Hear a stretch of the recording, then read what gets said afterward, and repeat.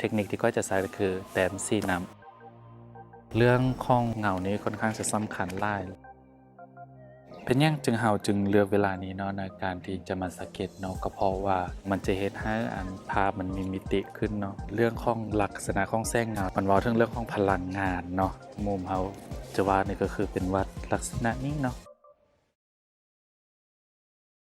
สบายดีทุกคนสบายดีตอนเช้าเนาะในตอนนี้ค่อยก็อยู่นอกสถานที่เนาะก็คืออยู่ในใจกลางเมืองของหลวงพระบางนั่นเองเลยตอนนี้ค่อยก็อยู่ที่วัดศรีพุทธบาทเนาะก็คือจะอยู่ทางด้านล่างค่อยเนี่ยนะในมื้อนี้ค่อยคิดว่าค่อยสิมาแต้มรูปเทคนิคที่ค่อยจะใช้ก็คือแต้มสีน้ำฉะนั้นค่อยคิดว่าเริ่มกันเลยเนาะนี่เบิ่งนี้มุมเฮาจะว่านี่ก็คือเป็นวัดลักษณะนี้เนาะการกะเก็บอุปกรณ์เฮาก็จะมี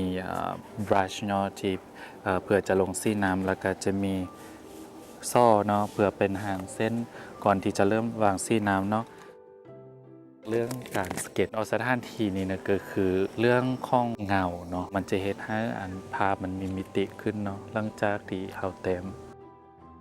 และตอนนี้ค่อยกำลังจะเริ่มหางเส้นเพื่อเป็นการขอบภาพเนาะว่าเฮาสิเอาในส่วนได้แดของภาพนี้เนาะเป็นอย่างเอาจึงเลือกเวลานี้เนาะในการที่จะมาสังเกตเนาะก็เพราะว่า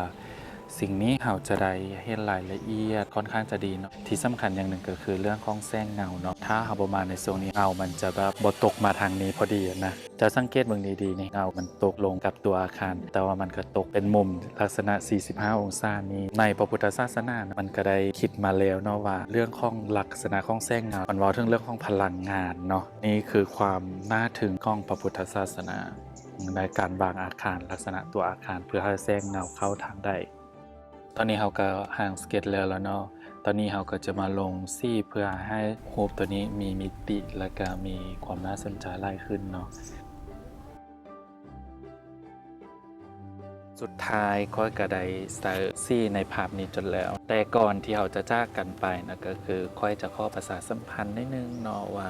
ค่อยจะมีงานน้อยๆอยู่ที่นครหลวงเวียงจันทร์ชื่อว่า Rhythm of the City Laos ก็คือจะเป็นผลงานภาพสเก็ตในเมืองต่างๆเนาะของประเทศลาวอยู่ที่ร้าน Temper Coffee and Studio เนาะอยู่ที่นครหลวงเวียงจันทร์โดยงานจะจัดขึ้นในวันที่28และ29เดือนมังกรปี2023นี้เนาะโดยในงานนี้ก็จะมีผู้เชี่ยวชาญทางด้านมรดกวัฒนธรรมเนาะลาวสีใดมาให้ข้อมูลเกี่ยวกับคุณค่าและความหมายและความสำคัญของ